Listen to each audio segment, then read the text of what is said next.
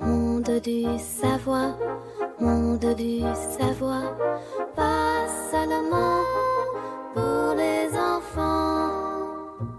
Bonjour les enfants. Aujourd'hui, je vais vous parler des microservices. C'est une façon de construire des programmes informatiques où chaque partie peut fonctionner séparément, mais ensemble, elles forment quelque chose de plus grand.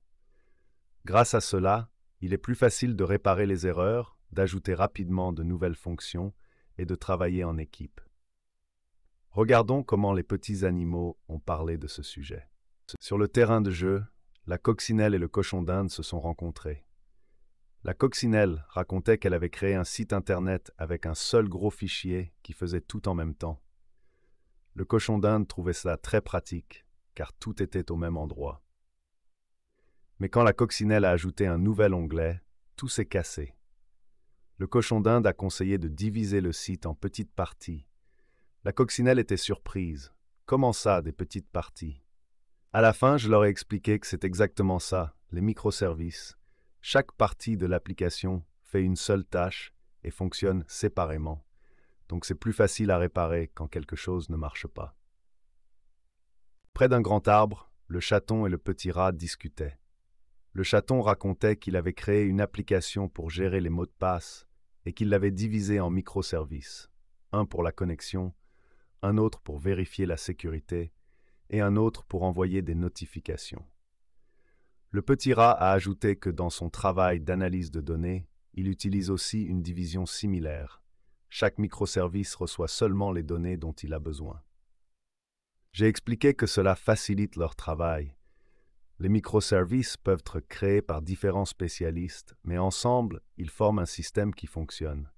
Sur la prairie fleurie, le petit chien et le moineau jouaient. J'ai décidé de vérifier leurs connaissances et je leur ai demandé ce qu'ils savaient des microservices. Le petit chien a répondu que les microservices sont des parties séparées d'une application qu'on peut créer et modifier indépendamment sans casser tout le programme.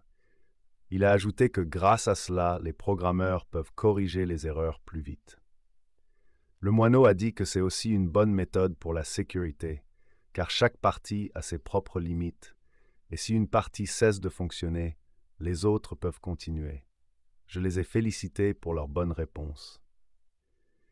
Les microservices sont une façon moderne de construire des applications qui offrent plus de flexibilité et de sécurité. Résumons, les enfants, ce que nous avons appris aujourd'hui. Les microservices sont de petites parties d'un programme qui font des tâches précises.